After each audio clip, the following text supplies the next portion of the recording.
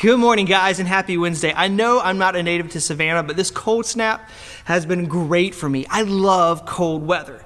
The rest of the office, man, they often pick on me for wearing shorts as much as I do. I own pants, I do.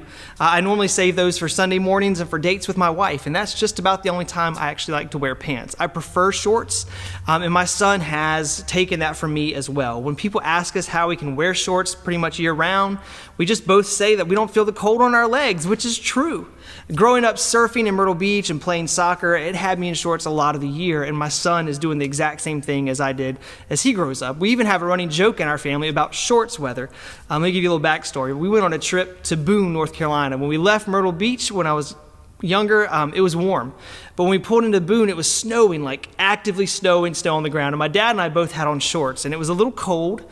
We admitted to it, and then my mom has never stopped giving us a hard time about that trip for shorts weather. For me, though, I know it's cold, but as long as my core is warm, I'm usually good to go. And I don't think Rylan even owns pants that meet his school uniform code. We just don't feel cold the same way, right? But I've noticed that we're getting a little soft in our age here in our time in Savannah. Rylan actually let me buy his first pair of sweatpants since we moved here back in 2013. Savannah weather is slowly starting to break us down, I think.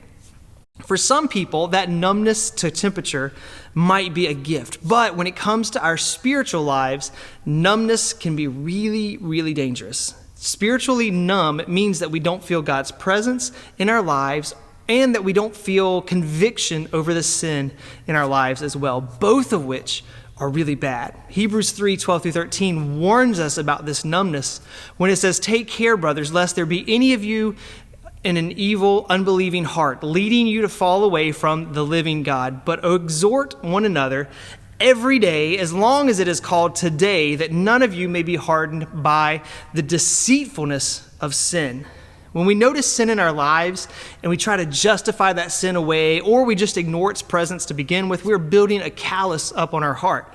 Every time we become numb to that sin, does that change the fact that it is a sin or that it has consequences? Not at all. But we learn to tolerate it over time, and that isn't God's desire for any of us. God calls us to be holy like He is holy. So when we discover sin in our lives, we need to purge it, right? We need to get rid of it. We got to not let it sit there and fester and develop a numbness within us. It's just a horrible thing. In the passage in Hebrews, it calls us to exhort one another as long as the day is called today, which basically means like every single second of those 24 hours, we're to encourage each other, to exhort each other. But what does exhortation look like? Even better, what does that word mean, right? We don't use exhort very much today in regular conversation. The New Living Translation says that we are to warn each other every day. And as I was studying, I looked up several other translations, and they use encourage in that same spot too. And the Message from Eugene Peterson, he paraphrases this whole passage a pretty cool way, and I want to share it with you. He says, "So watch your step, friends. Make sure there's no evil unbelief lying around that's going to trip you up and throw you off course, diverting you from the living God. For as long as God's still calling it today, keep each other on your toes so sin doesn't slow down your reflexes." Isn't that a cool way of kind of thinking through that process? The phrases are different, but the idea is consistent through them all. When it comes to spiritual numbness, community is how we combat that numb feeling. We call each other out in love. We encourage, we challenge to be better.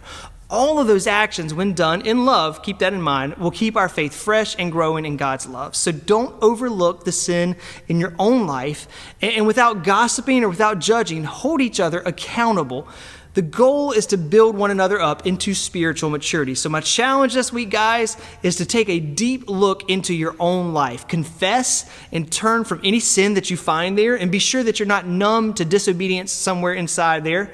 And then bring a friend into that process, right? Have them be honest with you about your life and your obedience, and you in return give them honest feedback about their obedience to God as well. Together, you guys will keep each other from growing numb. Guys, have a great week, and I will see you all real soon.